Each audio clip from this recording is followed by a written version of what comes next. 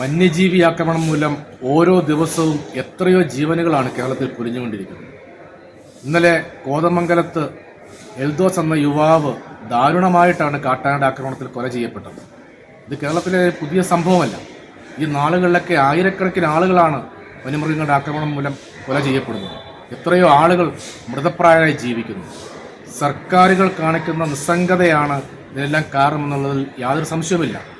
വനം വകുപ്പ് മന്ത്രിയും വനം വകുപ്പ് ഉദ്യോഗസ്ഥന്മാരുമാണ് ഈ കൊലകൾക്കെല്ലാം, ഈ കുരുതികൾക്കെല്ലാം കാരണക്കാരെന്നുള്ളതാണ് യാഥാർത്ഥ്യം.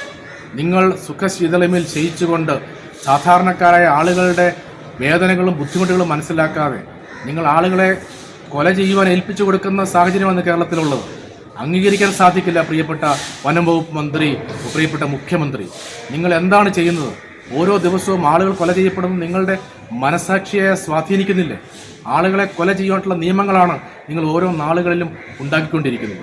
ഈ അടുത്ത കാലത്ത് തന്നെ വനനിയമവുമായി ബന്ധപ്പെട്ട പുതിയ ബില്ല് അവതരിപ്പിക്കുന്നതിൻ്റെ കരട് പുറത്തു വന്നപ്പോഴും ഇത്തരത്തിൽ വന്യമൃഗങ്ങൾക്ക് നാട്ടിലേക്ക് കടന്നു വന്ന് അഴിഞ്ഞാടുവാനുള്ള സാഹചര്യം ഒരുക്കുന്ന സമീപനമാണ് ആ ബില്ലിലുമുള്ളത്. ശക്തമായിട്ടുള്ള പ്രതിഷേധം കത്തോലിക്ക കോൺഗ്രസിന്റെ നേതൃത്വത്തിൽ സംഘടിപ്പിക്കാണ്ട് പോവുകയാണ്.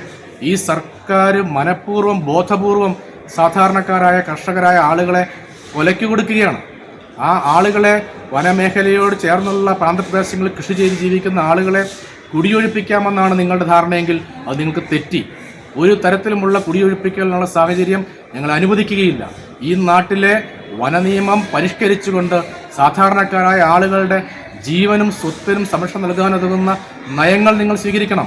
അത് സാധിക്കുന്നില്ല എങ്കിൽ വനം വകുപ്പ് മന്ത്രി നിങ്ങൾ രാജിവെച്ചൊഴിഞ്ഞു പോകുന്നതാണ് ഈ കേരള സമൂഹത്തിന് നല്ലത് എന്ന് സ്നേഹപൂർവ്വം ഓർമ്മിപ്പിക്കാൻ ആഗ്രഹിക്കുകയാണ്. വനം വകുപ്പ് മന്ത്രി മാത്രമല്ല, ഈ സംസ്ഥാന സർക്കാർ ഒന്നടങ്കം ഇതിന് ഉത്തരവാദികളാണ്. മുഖ്യമന്ത്രി മറുപടി പറയേണ്ടിയിരിക്കുന്നു. മുഖ്യമന്ത്രിക്ക് എന്തുകൊണ്ട് വനം വകുപ്പിനെയും വനം വകുപ്പ് മന്ത്രിയെയും നിയന്ത്രിക്കാൻ സാധിക്കുന്നില്ല? സാധാരണക്കാരായ ആളുകളുടെ മനസ്സിൽ വരുന്ന ചോദ്യമാണിത്. നിങ്ങൾ നാടിൻ്റെ ക്ഷേമം ലക്ഷ്യമാക്കി അല്ലേ പ്രവർത്തിക്കുന്നത്? ഈ മൃഗങ്ങളുടെ വോട്ട് കൊണ്ടാണോ നിങ്ങൾ ജയിച്ചത്? ഈ മൃഗങ്ങളാണോ നിങ്ങളെ മുൻപോട്ട് കൊണ്ടുപോയിക്കൊണ്ടിരിക്കുന്നത്? അതുകൊണ്ട് പ്രിയപ്പെട്ട സർക്കാർ, രാഷ്ട്രീയ നേതാക്കന്മാരെ, ഭരണാധികാരികളെ ഒരു കാര്യം ഓർമ്മിപ്പിച്ചുകൊള്ളട്ടെ, ഈ പ്രശ്നത്തിന് ശാശ്വതമായിട്ടുള്ള പരിഹാരം കണ്ടെത്തുവാനായിട്ട് സംസ്ഥാന സർക്കാരും വനം വകുപ്പും തയ്യാറാകുന്നില്ലെങ്കിൽ അതിശക്തമായിട്ടുള്ള പ്രക്ഷോഭങ്ങളും പ്രതികരണങ്ങളും കേരളത്തിലുടനീളം നടത്തുവാനായിട്ട് കത്തോലിക്ക കോൺഗ്രസ് പ്രതിജ്ഞാബദ്ധമാണ്.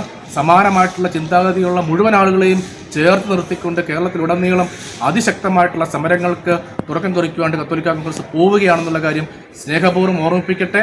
ഒരു തരത്തിലും ഒരു കാരണവശാലും നാളുകളിൽ ഒരാളുടെ പോലും ജീവൻ ഇത്തരത്തിലുള്ള വന്യമൃഗങ്ങളുടെ ക്രൂരമായ ആക്രമണങ്ങൾ പൊലിയുവാനായിട്ട് പാടില്ല എന്നുള്ള നയമാണ് ഈ സർക്കാർ സ്വീകരിക്കേണ്ടത്. അതുകൊണ്ട് ദയവായിട്ട് ജനങ്ങളോട് പ്രതിബദ്ധത കാണിക്കുവാൻ സർക്കാർ അധികാരികൾ തയ്യാറാകണം.